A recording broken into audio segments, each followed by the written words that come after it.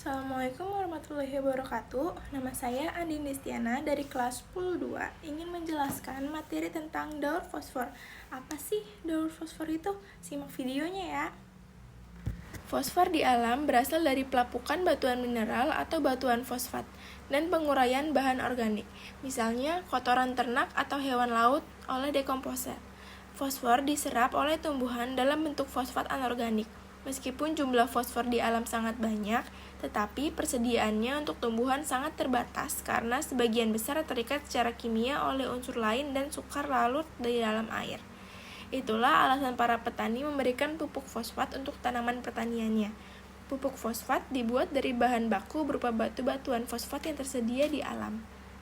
Fosfor juga di dalam tubuh makhluk hidup berfungsi untuk menyimpan dan memindahkan energi dalam bentuk ATP, membentuk asam nukleat, dan membantu proses respirasi ataupun asimilasi. Melalui rantai makanan, fosfor dari tumbuhan masuk ke dalam tubuh hewan.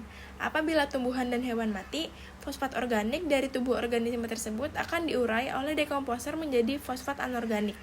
Fosfat anorganik yang terlarut dalam air dapat mengalami pengendapan atau sedimentasi di laut sebagai batu karang atau fosil. Batu karang ataupun fosil dapat terkikis kembali membentuk fosfat anorganik yang terlarut dalam air atau diambil melalui kegiatan penambangan. Ini adalah salah satu contoh gambar daur fosfor. Tahapan siklus fosfor dibagi menjadi 8. Yang pertama adalah fosfor berasal dari batuan litosfer yang mencakup gumpalan mineral lainnya. Yang kedua, hujan dan pelapukan menyebabkan batuan mengalami erosi dan melepaskan ion fosfat dan mineral lainnya. Fosfat anorganik ini kemudian terdistribusi di tanah dan air. Yang ketiga, tanaman mengambil fosfat anorganik dari tanah. Tanaman kemudian dapat dikonsumsi oleh hewan. Proses ini disebut tahap asimilasi. Yang keempat, begitu berada di tumbuhan, hewan, atau organisme lainnya, fosfat dimasukkan ke dalam molekul organik, seperti DNA. Yang kelima, lalu terjadi proses dekomposisi, yaitu ketika tanaman atau hewan mati, itu membusuk, dan fosfat organik dikembalikan ke tanah.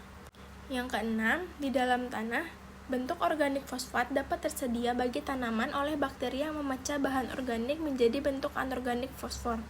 Proses ini dikenal sebagai mineralisasi.